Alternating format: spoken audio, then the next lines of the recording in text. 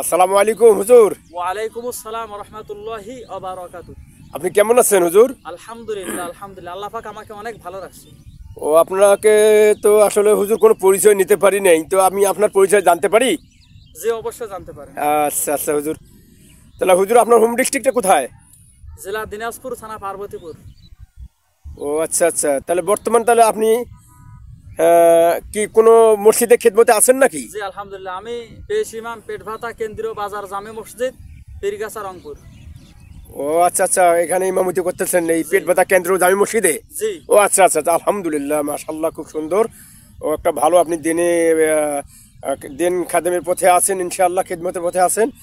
তার পাশাপাশি আর অন্য কোনো জন্য মুক্ত প্রাইভেট আলহামদুলিল্লাহ মাদ্রাসার কার্যক্রম ও চলছে। আচ্ছা আচ্ছা আচ্ছা, আবার টিউশনিও করান? জি মাশাআল্লাহ মাশাআল্লাহ। যাক, তাহলে হুজুর এই আমাদের এই এলাকায় যে আসছেন, এই এলাকাতে এই যে আপনি মনে করেন আজকে মূলা খেতে, জি আসলে হুজুর আপনার মন্তব্যটা কি? আলহামদুলিল্লাহ, আল্লাহু আকবার। আসলে আমি শস্য ক্ষেত, মূলা বাগান এগুলো অনেক দেখেছি।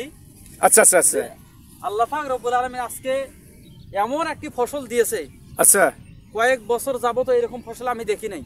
মাশাআল্লাহ। আল্লাহু আকবার। যাক, আসলে আল্লাহ পাকের এটা রহমত, শুকরিয়া আল্লাহর খাস কাছে। রহমত। আলহামদুলিল্লাহ। আল্লাহু আকবার কাবীরা। আমি শুকরিয়া আদায় করে শেষ করতে পারবো না।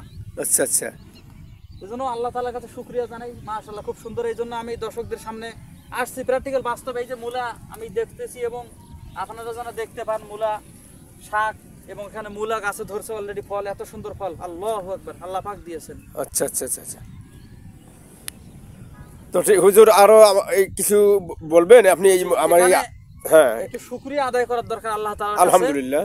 এই প্রসঙ্গে আমি একটু গজল একটু বলবো আচ্ছা আচ্ছা আচ্ছা যে আল্লাহ পাক রব্বুল আলামিন কত সুন্দর এবং ওনার শুকরিয়াটা কেমন আদায় করার দরকার কবি খুব সুন্দর ভাষায় বলে দিলেন।